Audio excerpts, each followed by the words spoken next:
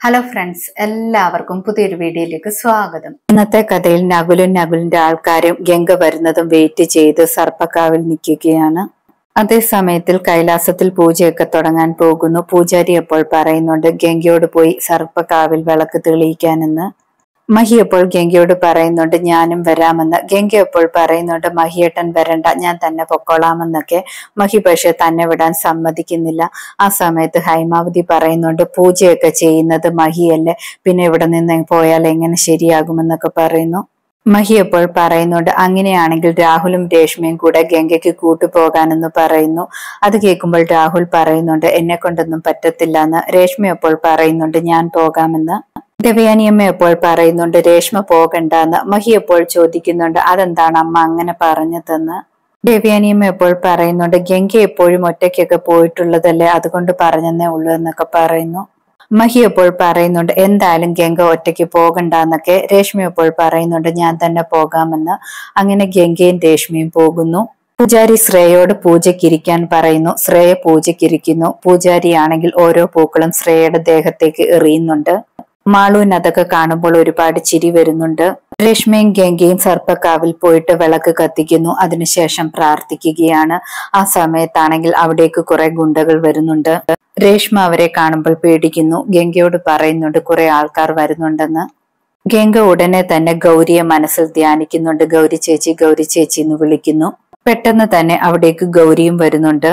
ഗുണ്ടകളെയെല്ലാം പറഞ്ഞു വിട്ടിട്ട് നകുൽ മറിഞ്ഞു നിൽക്കുകയായിരുന്നു. ഗൗരിയാണെങ്കിൽ ഗുണ്ടകളെയെല്ലാം അടിച്ചു തകർക്കുന്നുണ്ട്. ഗൗരി നകുലിനെ കാണുന്നുണ്ട്. നകുലിനും അടി കൊടുത്ത് ഓടിപ്പിക്കുന്നുണ്ട്. നകുലും ഗുണ്ടകളുമെല്ലാം അവിടെ നിന്നും ഓടി രക്ഷപ്പെടുന്നുണ്ട്. ശേഷം ഗംഗയും രേഷ്മയും മുന്നോട്ട് നടക്കുമ്പോൾ രണ്ടുപേരെയും വട്ടം ചുറ്റി വീണ്ടും കുറെ ഗുണ്ടകൾ വരുന്നു. രേഷ്മയാണെങ്കിൽ ബഹളം വെക്കുന്നുണ്ട്. എന്ത് ചെയ്യണമെന്നറിയാതെ സങ്കടപ്പെടുന്നു. രേഷ്മ പെട്ടെന്ന് ഓടി മരത്തിന്റെ പിന്നിലായിട്ട് ഒളിക്കുന്നുണ്ട്. ആദ്യം കുറച്ച് ഗുണ്ടകൾ ഗംഗയെ ഉപദ്രവിക്കാൻ വരുന്നുണ്ട്. ആ സമയത്ത് ഗൗരിയാണെങ്കിൽ അവരെ അടിക്കുന്നുണ്ട്. ശേഷം ഗൗരിയുടെ ആത്മാവ് ഗംഗയുടെ ശരീരത്തിൽ കയറുന്നു. ഗംഗ പിന്നെ എല്ലാവരെയും അടിച്ചു തകർക്കുന്നു. ഗംഗ ഗുണ്ടകളെ കഴുത്തിൽ പിടിച്ചിട്ട് മേലോട്ടൊക്കെ തൂക്കി നിർത്തുന്നുണ്ട്. അത് കാണുമ്പോൾ രേഷ്മ പേടിച്ചു പോകുന്നുണ്ട്. രേഷ്മ വിചാരിക്കുന്നുണ്ട് ഇത് ഗംഗ തന്നെയാണോ എന്നൊക്കെ.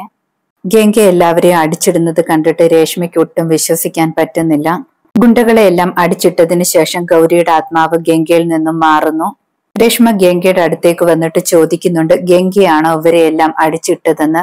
ഗംഗ അപ്പോൾ പറയുന്നുണ്ട് ഞാൻ എങ്ങനെ അടിച്ചിടാനാ, എനിക്കതൊന്നും പറ്റത്തില്ലെന്നൊക്കെ പറയുന്നു.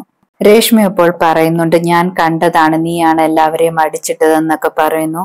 അതിനുശേഷം രണ്ടുപേരും അവിടെ നിന്നും വീട്ടിലേക്ക് പോകുന്നു. പൂജയുടെ ഭാഗമായിട്ട് തിരുമേനി വടിയെടുക്കുന്നു. വടിയെടുത്തിട്ട് ശ്രേയയുടെ അടുത്തേക്ക് ചെന്നിട്ട് അടിക്കുകയാണ്. ശ്രേയയുടെ ശരീരത്തിൽ നിന്ന് ഗൗരിയുടെ ആത്മാവ് വിട്ടുപോകാൻ എന്നൊക്കെ പറഞ്ഞിട്ടാണ് അടിക്കുന്നത്. ശ്രേയ ഒരുപാട് തല്ലുന്നുണ്ട്. ശ്രേയ അപ്പോൾ പറയുന്നുണ്ട് ഞാൻ ഒഴിഞ്ഞു പൊക്കോളാമെന്നൊക്കെ. അത് കേൾക്കുമ്പോൾ ഹൈമാവതി പറയുന്നുണ്ട് ഇനി അവളെ അടിക്കരുത്, ഒഴിഞ്ഞു പോകാമെന്നൊക്കെ പറഞ്ഞില്ലേ എന്നൊക്കെ. തിരുമേനി അപ്പോൾ പറയുന്നുണ്ട് ആത്മാവ് കള്ളം പറയുന്നതാണ്, ഇനിയും അടി കൊടുത്താലേ ഒഴിഞ്ഞു പോകത്തുള്ളൂ എന്ന് പറഞ്ഞിട്ട് ശ്രേയ ഒരുപാട് അടിക്കുന്നു. ശ്രേയ അടിക്കുന്നത് കണ്ടിട്ട് ഗംഗയ്ക്കും അതുപോലെ മാളുവിനുമാണെങ്കിൽ ഒരുപാട് സന്തോഷമാകുന്നു. മാളു ആണെങ്കിൽ ഒരുപാട് പൊട്ടിച്ചിരിക്കുന്നുണ്ട്. തിരുമേനിയുടെ അടി സഹിക്ക വയ്യാതെ ശ്രേയ ഓടുന്നുണ്ട്. ശ്രേയയുടെ പുറകെ തിരുമേനിയും ഓടി ഓടി അടിക്കുന്നുണ്ട്. തിരുമേനി പറയുന്നുണ്ട് ഗംഗയുടെ കാലിൽ വീണ് മാപ്പ് പറയണം, ഇനിയും ശല്യം ചെയ്യത്തില്ലെന്നും ഈ ശരീരത്തിൽ ഒരിക്കലും കേറത്തില്ലെന്നും ഒക്കെ പറഞ്ഞാൽ മാത്രമേ അടി നിർത്തത്തുള്ളൂ, അതുകൊണ്ട് പറയാനെന്നൊക്കെ പറയുന്നു. ശ്രേയ ഗംഗയുടെ കാലിൽ പിടിച്ചിട്ട് അങ്ങനെയൊക്കെ പറയുന്നുണ്ട്. അപ്പോഴും തിരുമേനി നല്ല അടി കൊടുക്കുന്നുണ്ട്. തിരുമേനി ശ്രേയയോട് പറയുന്നുണ്ട് നീ ഇനിയും ഈ ശരീരത്തിൽ നിന്നും വിട്ടുപോയില്ലെങ്കിൽ നിന്നെ കത്തിച്ചു കളയുമെന്നൊക്കെ. ശ്രേയ അപ്പോൾ പറയുന്നുണ്ട് ഇനി ഞാൻ ഒരിക്കലും ഈ ശരീരത്തിൽ കയറത്തില്ല, ആർക്കും ഒരു ശല്യവും ഉണ്ടാക്കത്തില്ല എന്നൊക്കെ പറയുന്നു. അവസാനം ശ്രേയ ബോധം കെട്ടു വീഴുന്നു. തിരുമേനി അപ്പോൾ പറയുന്നുണ്ട് ഇപ്പോഴാണ് ആത്മാവ് ഈ ശരീരത്തിൽ നിന്നും വിട്ടുപോയതെന്നൊക്കെ. അതിനുശേഷം ശ്രേയ ബെഡ്റൂമിൽ കൊണ്ട് കിടത്തുന്നു. ശ്രേയ ആണെങ്കിൽ ഒരുപാട് കരയുകയാണ്, വേദനിക്കുന്നു എന്നൊക്കെ പറഞ്ഞിട്ട്. ശ്രേയ പറയുന്നുണ്ട് ഇത് മനഃപൂർവ്വം ചെയ്തതാണെന്ന് എനിക്ക് തോന്നുന്നത്, അവൾ ആ നമ്പൂതിരിയെ കൂട്ടുപിടിച്ചതാണെന്ന് എനിക്ക് സംശയമുണ്ടെന്നൊക്കെ പറയുന്നു. എന്തായാലും നമ്പൂതിരിക്ക് ഉറപ്പായിട്ടും അറിയാം എന്റെ ശരീരത്തിൽ ആത്മാവില്ലെന്ന്, എന്നിട്ടും എന്നെ അടിച്ചിട്ടുണ്ടെങ്കിൽ അത് ഗംഗയുടെ പ്ലാൻ ആണെന്നൊക്കെ പറയുന്നു. ഹൈമാവതി അപ്പോൾ പറയുന്നുണ്ട് മോള് പറഞ്ഞതിലും കാര്യമുണ്ടെന്നൊക്കെ. പിന്നീട് ശ്രേയയുടെയും ഹൈമാവതിയുടെയും അടുത്തേക്ക് രേഷ്മ ചെല്ലുന്നു. രേഷ്മ എങ്ങനെയുണ്ടെന്നൊക്കെ ചോദിക്കുന്നുണ്ട്. രേഷ്മ സർപ്പക്കാവിൽ വെച്ച് നടന്ന കാര്യങ്ങളെല്ലാം ശ്രേയയോടും ഹൈമാവതിയോടും പറയുന്നുണ്ട്. രേഷ്മ പറയുന്നുണ്ട്, നിന്റെ ശരീരത്തിൽ നിന്നും ഗൗരി ഗംഗയുടെ ശരീരത്തിൽ കയറിയോന്ന് എനിക്കൊരു സംശയമുണ്ട്, അതുപോലെയായിരുന്നു അവളുടെ പ്രകടനമെന്നൊക്കെ പറയുന്നു.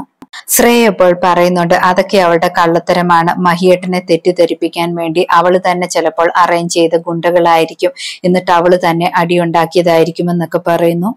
ഇന്നത്തെ കഥ ഇതോടെ അവസാനിക്കുന്നു. പുതിയൊരു കഥയുമായി വീണ്ടും കാണാം. താങ്ക്